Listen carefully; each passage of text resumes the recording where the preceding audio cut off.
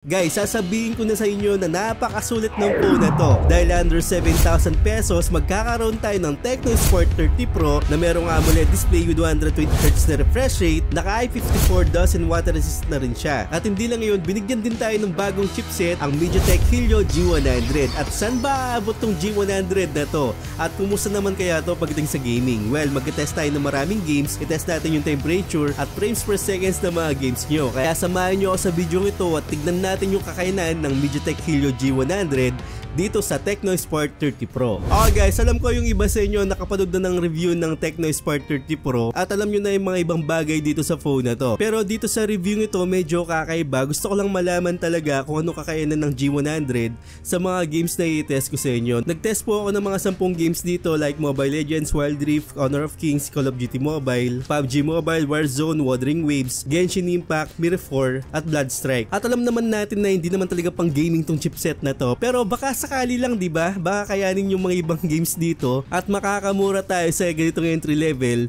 kaysa bibili tayo ng mga mid-range na phone kung yung mga games natin is kaya naman pala ng isang entry level. Okay guys, yung build tsaka design nito is panalo po talaga. Kung may pera kayo, bilhin nyo rin yung Bumblebee at least makakuha tayong napakamurang phone na collaboration po ng Transformer. Maganda rin po yung Bumblebee nito at dito meron tayong Optimus Prime na design. So meron tayong blue, silver tsaka red combination dito at bawat details dito sa likod niya, napakaganda po talaga. So meron tayong Tecno Sport tapos may nakalagay po dito sa gilid niya is Transformer. Meron din tayong logo na Transformer dito. May nakalagay po dito na Optimus Prime dun sa camera niya at meron din dito na Optimus Prime dito sa depth sensor niya. At dun sa taas itong RR blaster natin, kung sakaling gusto nyo mag-remote control ng mga appliances, pwede po dahil meron tayo sa Tecno Sport 30 Pro. At nagustuhan ko rin yung phone na to dahil dual speaker na siya at may nakalagay po na Dolby Atmos dun sa taas. Then sa baba naman meron pa rin tayong audio jack, microphone, Type-C port at isang speaker. Then sa gilid yung SIM card tray natin, sa kabilang side naman yung power button tsaka volume rocker. At in-display na po yung fingerprint scanner natin dito at mabilis naman po siya. At sa original na presyo nito is nasa 7,999 pero kapag nag-sale to nasa 6,200 lang. At lalong-lalo na meron pa tayong mga coming sale sa December tsaka sa January. So lahat ng link na ilalagay ko sa description box legit po yan para hindi kayo maligaw o may scam po. Then sa display naman, napakaganda po ng ginawa ng Tecno dito dahil naka-AMOLED display na rin po siya with 120Hz na refresh rate po at legit po yung 120Hz na refresh rate niya. Kung ayaw nyo naman nung 120Hz, meron tayong pagpipilian ng 90, 60 para mas makatipid po tayo sa baterya. At alam nyo naman siguro kung ano yung AMOLED display, black is black talaga. Maganda yung contrast, maganda yung saturation, kahit anong angle maganda po siya. At lalong-lalo na sa Netflix, makakapanood po tayo ng Full HD dahil naka-wideband L1 certifications na rin po siya. Kung di ako nagkakamali last year, hindi tayo nakakuha ng magandang display. Parang nasa LCD lang tapos naka 720 yung display nito sa ganitong presyo. Yung mga presyoan ng mga 7,000, 8,000 at napakabagal pa po ng phone. So dito sa ganitong presyo, napakaganda na po ng display niya at sulit na to kung panonood lang ng mga Netflix, YouTube at kung ano pa yung mga paborito nyong panuorin sa mga phone nyo. At dito sa phone na to, naka i54 dozen water resistant na rin po siya kung sakaling umulan o kaya mawisikan at hindi po siya papasukan talaga ng alikabok. So meron po tayong ganyang protection. At hindi pa rin nawala dito yung dynamic port na kapag mag-charge tayo, kapag sa music at kahit sa mga face unlock, magagamit po natin yung dynamic port na parang dynamic island sa mga iPhone. At bago tayo magtungo sa performance dahil naganda talaga ako sa inyo ng maraming games, eto muna yung maasahan natin pagdating sa camera. So sa camera meron tayong 108 megapixel na camera dito at masasabi ko na pumapalag yung camera nito. Hindi mo akalain na entry level siya kapag tinignan mo yung mga litrato natin. So may saturation, may contrast, maganda yung timpla at lalong-lalo na kapag maliwanag o maganda yung timpla ng araw, talagang lalabas talaga yung kagandahan ng camera nito sa ganitong presyo. So take note po sa ganitong presyo. Hindi ko sinasabing napakaganda talaga katulad siya ng mga mid-range na phone. So dito parang lumampas po siya ng konti na papunta sa mga mid-range na phone. Parang ganun yung nakakita ko. Pero dito sa mga indoor shot dito po sa mall, hindi ko masyado nagugustuhan dito yung kulay. Parang patay po yung kulay ng konti. Pero ma-adjust po natin sa editing yan. So magdadagdag lang tayo ng konting saturation dito, okay na po yung mga photos. Medyo hirap lang po siya talaga sa indoor. At ito po yung sample na nagdagdag ako ng mga saturation at dito sa default natin. So kung mapapansin nyo, mas maganda po yung ginawa natin compare dun sa default. At sa ganyang scenario naman, diba, hindi naman tayo laging nagpo-post lang. Yung iba talaga nag-edit pa tayo ng mga kulay, nag-edit pa tayo ng mga contrast. At yung iba kasi nakasanayan lang na talagang magpo-post na lang. So kung gusto mong sipagin ng konti, mag-edit ka ng konti. konti para gumanda yung photos na makukuha natin dito sa Tecno Sport 30 Pro. Pero sa kabilang banda, okay na po yung nakukuha natin. Kung maselan ka, konting saturation lang, pwede na itong mga photos na to. Then sa selfie camera, hindi siya ganun ka-soft. Talagang makikita mo na may details at medyo hindi accurate dito yung kulay natin pagdating sa skin tone. Pero masabi ko na magagamit natin at maayos po siya compare sa mga nahawakan ko na entry level na phone. At para sa akin, sa nakikita ko, goods na po to. At pagdating naman dito sa video side natin, meron tayong 2K at 30 FPS. Hindi po siya ganun ka-stable at hindi ko inaasahan talaga na magiging stable talaga ang 2K 30 FPS pagdating sa mga entry level na ganito. Kung di ko naman magalaw, talagang kayang-kaya na po to. Maganda yung pinapakita niyang kulay. Dito nasa indoor tayo at nagugustuhan ko po yung camera nito pagdating sa video natin kahit na hindi siya ganun ka-stable. Pero overall, pagdating sa camera, talagang hindi mo siya pagkakamalan na entry level phone pag tinignan natin yung mga litrato. As in talagang napakaganda naman nakuha natin ditong shot sa ganitong presyo. Okay, dito na tayo sa performance. Eto, nag-test lang talaga ako ng mga games kung ano talagang kakayanin na. Alam ko na yung kakayan talaga ng mga ganitong chipset, G99, G100. As in talagang kabisado ko na yan. Pero gusto ko lang malaman yun na for educational purposes lang po to. Hindi ibig sabihin na kapag yung mga games hindi kinaya, hindi na sulit tong phone na to. Gusto ko lang malaman nyo kung anong kakayanin talaga ng G100 kasi wala pa talaga nagtitest ng mga games na sagaran talaga dito sa phone na to. Kaya gusto kong iparating sa inyo, baka sakali lang na may games pala nakakayanin pala ng G100 dito sa Tecno Sport 30 Pro. At uulitin ko, sa ganitong presyo, sulit na po to ha. Parang bonus na lang talaga kung kakayanin talaga ng mga games na i-test natin ngayon. Konting-konti lang yung agwat dito ng G99 pero mas malakas po yung ISP nito o yung image signal processor. Ibig sabihin po na mas maganda pong kumuha ng litrato to o mas maganda po yung image processing kumpara natin sa G99 dati at konting-konti lang naman yung agwat. At sa pagtest ko dito sa chipset na to, may advantage po talaga dito sa G99. Like hindi po siya naglalag talaga. Usually yung mga ganitong phone, diba? Kapag sa ganitong presyo, kapag pumunta ka sa ibang applications o kung mag-close ka ng mga applications, may mga lag, may mga delay. Dito po hindi ko naranasan yon, kundi lang bagong bukas tong phone na to o yung bagong setup po. Dahil minsan kapag bago yung phone, kapag nag-setup tayo, kailangan pa ng mga 1 oras o 2 oras para makuha yung data ng isang phone. Medyo lagi pa yan kahit sa mga mid-range na phone. Pero sa mga flagship na phone, malakas na po yun. Talagang kinakaya na yan kahit na bagong bukas yung phone o bagong setup po. Sa entry level, talagang bibigyan mo siya ng mga 30 minutes to 1 hour at magiging smooth na po yan pagkatapos. Huwag mo siyang husgahan agad na mabagal yung phone kapag hindi pa masyadong nakasetup. At kailangan kapag may bagong updates tayo, i-update muna natin. Okay, eto na yung kwento sa Sport 30 Pro pagdating sa gaming. Ang room temperature natin dito medyo mataas at may kainitan yung panahon natin. Nasa 34 degrees Celsius.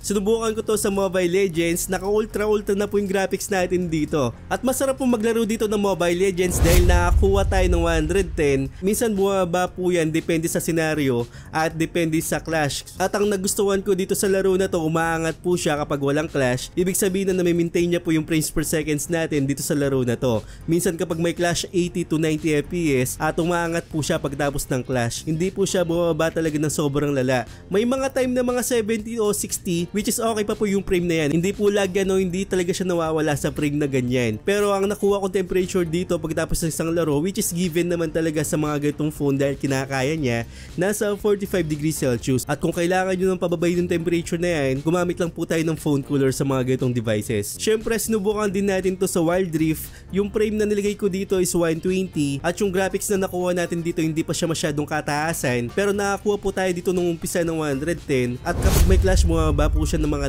90, pero sa 8 minutes yata to 10 minutes nakaramdam na rin ako ng mga 60, 70 to 80, which is katulad din siya ng Mobile Legends. Kapag walang clash tumataas naman po siya at hindi po siya nawawala talaga sa frame ng hanggang 60 FPS, which is good pa rin po yan. At take note ha, sige itong processor, as in talagang bago lang itong processor nito o chipset na to, nakakuha tayong magandang frame dito sa mga gatong laro. At isang magandang laro din na nasubukan ko dito, yung Blood Strike. Yung resolution nito nilagay natin sa max, tapos yung graphics naman sa mga gatong laro kailangan natin ilagay sa low, kasi kapag yung graphics tinaasan natin talagang mag-lag po yan. So sa ganitong chipset hindi natin pwedeng sagarin talaga yung mga graphics nito. Yung FPS lang talaga yung pwede natin isagad dito. At nakakuha ko dito ng mga 80 to 90 to 100. Magandang frame po yan dito sa Blood Strike. As in talagang mag-enjoy ka rin na maglaro dito. At hindi ko inasahan dito sa Honor of Kings, expect ko na makakuha ko ng 120, pero hindi pa siya ganun ka-optimize. Siguro ma-optimize na rin po to. At sa mga ibang entry level phone kasi sa Honor of Kings talagang nakakuha ko ng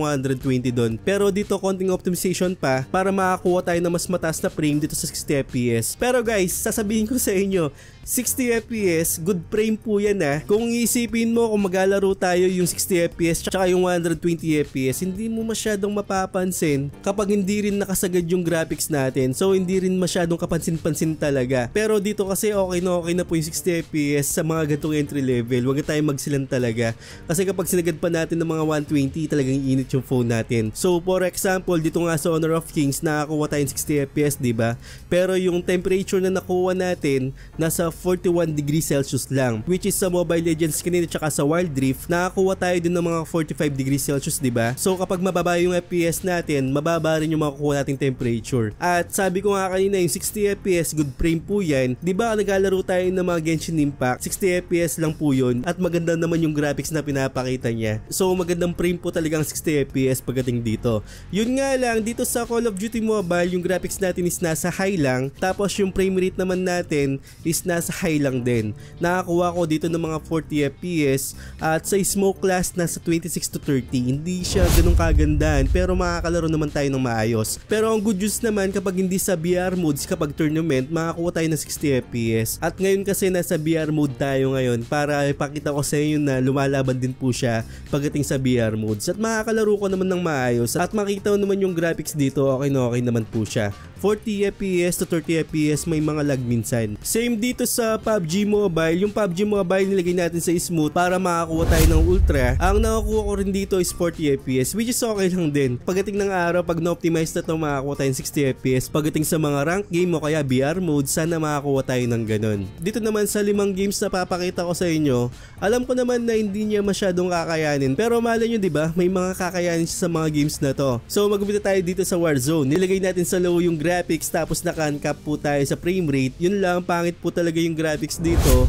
at hindi maganda yung frame na nakuha natin. Marami siyang frame drops pero hindi siya ganun ka-playable. Hindi ko nakikita yung mga ibang kalaban, so hindi siya pwede sa Warzone. At sa Wuthering Waves naman, nilagay natin sa medium yung graphics kasi kapag nasa low, pangit na talaga yung graphics, parang pixelated siya. At nakakuha tayo dito ng 20 FPS, hindi rin siya ganun kagandahan talaga. Pero payo ko, wag mong subukan talagang Wuthering Waves dito. Iinit yung phone mo at the same time hindi ka rin mag-enjoy. Pero nagulat ako dito sa Genshin Impact, nasa low yung graphics natin pero 60 FPS. Kapag walang kalaban, nakakuha ko dito ng mga 40 to 50 FPS, which is nagulat ako Hindi ko inasahin na pwede siya sa Genshin Impact talaga. At makakalaro ka ng maayos dito kahit may clash kasi pumapalo siya ng mga 28 to 30 FPS at tumataas po siya, which is indication yan na magandang maglaro dito ng Genshin Impact. At hindi ko inasahin talaga na pwede tayong maglaro ng Genshin Impact dito. Siguro payo ko lang kung maglalaro tayo ng Genshin Impact dito na may katagalan talaga, gumamit tayo ng phone cooler. Pwede tayong sumagad talaga dito sa low graphics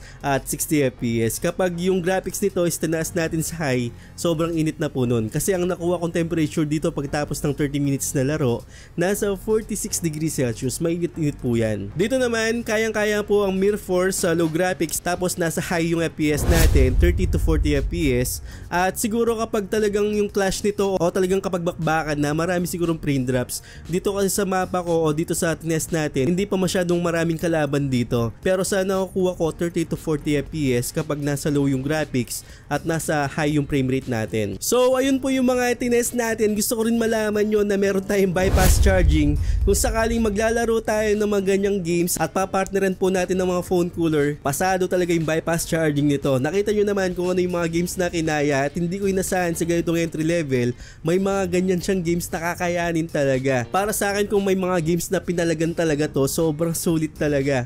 Guys, kahit na 8,000 pesos to kaya 7,000 pesos, para sa akin bibilin ko to. Kung Mobile Legends na yung lalaroin natin, Honor of Kings o kaya Blood Strike, kayang-kaya itong phone na to. At sa mga mahilig sa movies, pwede po to. Lalo na may collaboration tayo dito ng Transformer. At gusto ko lang malaman sa comment section kung ano masasabi nyo dito sa phone na to. At nagugustuhan nyo ba yung design, yung camera at yung performance nito? So comment down below po. At sa mga bago, wag nyo pong kalimutan mag-subscribe para makaabot tayo sa 200,000 subscriber. So I hope na nakatulong ako sa inyo at wag nyo kalimutan mag-subscribe sa channel ko at hit yung bell icon para sa mga ganitong unboxing reviews, bagong kalaman at katarantaduhan sa channel na to. So once again, ako po si Paul.